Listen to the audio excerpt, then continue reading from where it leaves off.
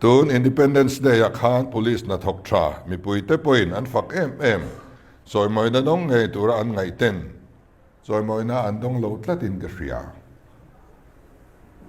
so civil society te poin na ti tha an ti luai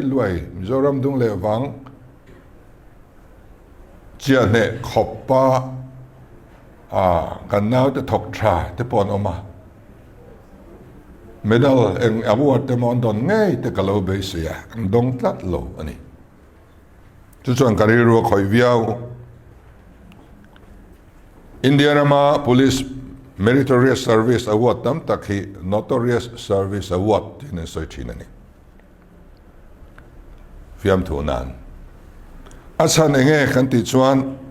na thok thamang silo pu te bula tol thang pu te ti lom thiam ten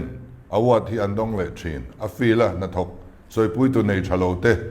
a thazok si ten andong lo fo chu India rama thil thleng ani chu wang chuan hediang lama hian film khur ula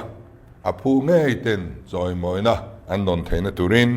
in nau te ngai sak ulang ti hi kan cha du bok chu ni